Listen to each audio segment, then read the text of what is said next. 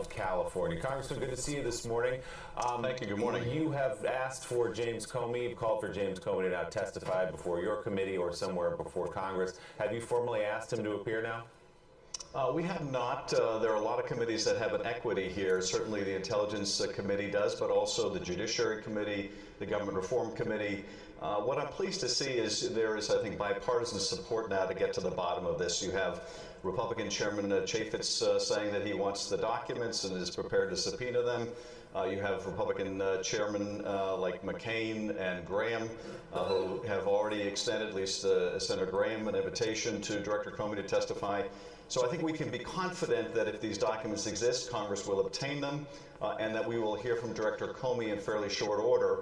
And I think that is certainly warranted by the circumstances. The allegations in that New York Times story are very serious, and I think if accurate, require us to probe whether the president was involved in interfering or obstructing the investigation in any way. So we need to get to the bottom of this. As ranking member on the Intel Committee, Congressman, were you aware of the existence of these memos held by Director Comey in regards to the Russia investigation?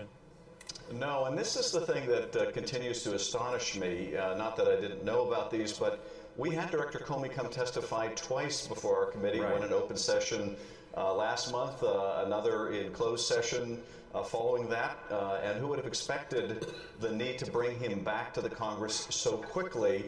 But of course, you know, that's been the course of the last 117 days. But no, I was not aware of either the conversation he described or his aides have described, or that there was a memoranda backing that up. Congressman, before Director Comey, there was General Flynn. What are the prospects of getting General Flynn before the committee to publicly answer a question like, what did you, General Flynn, tell the president, President Trump, about your conversations with the Russian ambassador? Well, you know, we could certainly subpoena General Flynn to come in. He has made it quite clear publicly that he would demand immunity in exchange for that. We would certainly need to explore with the Justice Department all of their equities, and I think now the importance of that is even greater than ever. We're not going to want to take any step to impede what the Justice Department may be looking at or deciding to do in terms of whether a prosecution is warranted. We're also going to want to find out, can we get the information we need in any other means? Can we get it from those around General Flynn? Can we get it through other evidence? So all those questions would need to be answered before we could decide whether to go through that extraordinary step of providing any kind of immunity in exchange for testimony. Adam, good morning. Harold Ford. We had Professor Turley on a little while ago, and he reminded us of the two of you before the Senate several years ago as opposing counsel. And he talked about the elements needed for an obstruction of justice charge, and you would appreciate what would go into that. Two questions. One comment, I like your tone this morning, and I hope Democrats will adopt it and embrace it. We need to stop talking about impeachment and let the facts guide us. But two, what are those elements that would be, in your mind, you'd have to mark off, or thresholds you'd have to reach in order to move forward with an obstruction of justice charge? And two, what questions will you be asking in these hearings, or you hope to be asked, to actually establish this fact pattern? Well, I think there are, you know, the questions that go to the legal standard, which will mostly revolve around what the president's intent was. Was there a corrupt intent in the conversation he had with Comey? Was he trying to essentially make the investigation of Flynn go away for illicit reasons? The most illicit would be a fear that the investigation might lead ultimately to the president. But then there's a very practical question, and that is in the context of, you know, a potential removal from office. Would the country, would the Congress, both Democrats and Republicans, view the president's conduct as so serious to be disqualifying, or would it be viewed as just a way to nullify the election by other means?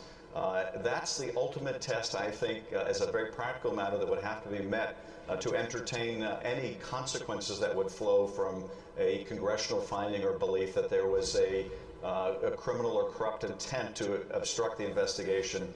So at the end of the day, in terms of the questions I would want to ask, I'd like to know exactly what happened in those meetings between the director and the president. I'd like to see memoranda of any conversations they had, particularly obviously about anything within the scope of the Russia investigation. But if there were other conversations that the director had that concerned him about the ethics or the legality of what the president was suggesting, even if they involve other subjects, it may shed light on whether his intent here was to corruptly impede or interfere or obstruct the investigation. Mark Halpern. Quick questions. One is, if you could ask President Trump one factual question this morning, what would it be?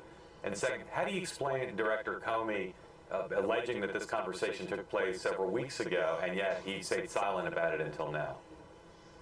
Well, you know, I'm not sure that I could confine it to a single question, but I guess the question would be, what did you say to Director Comey and why?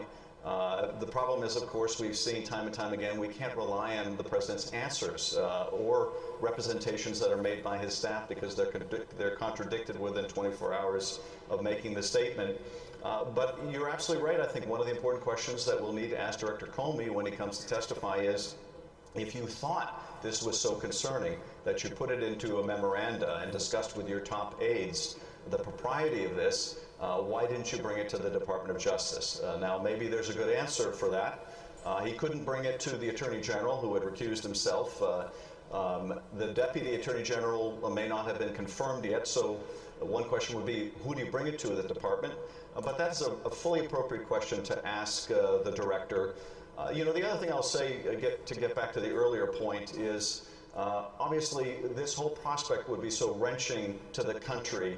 It's not something that we should eagerly embrace in the absence of some very hard evidence. So we need to find out if that hard evidence exists, I think, before we leap to any conclusions. Well said. Congressman Adam Schiff, ranking Democrat on the House Intel Committee. Congressman, thank you so much this morning. Thank you.